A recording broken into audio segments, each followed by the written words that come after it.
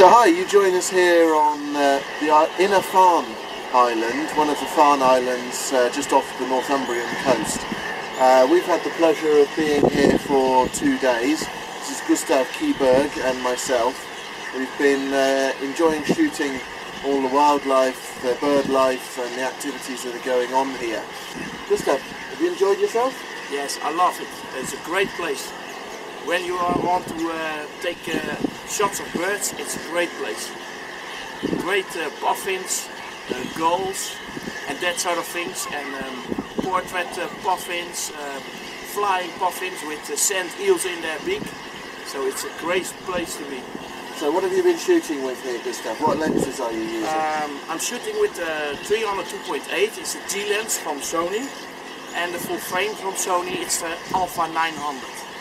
But I shoot also with the Alpha 55 and the 70-400. That's the main part of the main lenses that I use on this island. So we've been here, as I say, a couple of days, and we've had all sorts of weather conditions. Very variable out here on the island. And of course the wind direction changes, and sometimes good weather, sometimes cloudy. Tell us some techniques that you've been using for the puffins, say portraits that you've been shooting. We can look at a few of those as Gustav is talking. Portrait shooting of puffins is very important that you have the light in your back. So you must have the light with you. You must look what is behind the puffin. So you have a lot of rocks, nice rocks, but you have also a lot of green. So it's important that you look for a good background. It's very important. You have all your time you need here. You have a lot of hours to have fun. So you must first look your background, because you have, if it's possible to have a good background, yeah, then the picture are better then. There's a couple of walkways around the island where you have to stay within the ropes. You're not allowed to wander freely because you'll harm the animals or step on the eggs or the baby chicks and what have you. But there's some really good advantage points where you can shoot from. There's cliffs on one side, and then there's a shallow fall away into the sea on the other side. And the light changes as the day passes through. You get the light around different viewpoints of the island.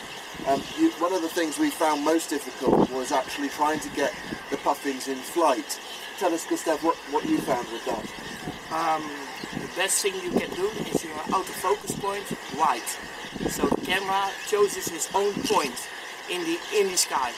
So that's better. So don't do it on the central autofocus point, because it's very difficult then.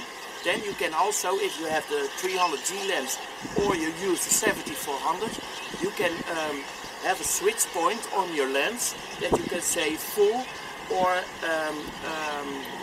reduced range. Between infinity and yes. 6.4 meters. If you use reduced range, the lens is faster.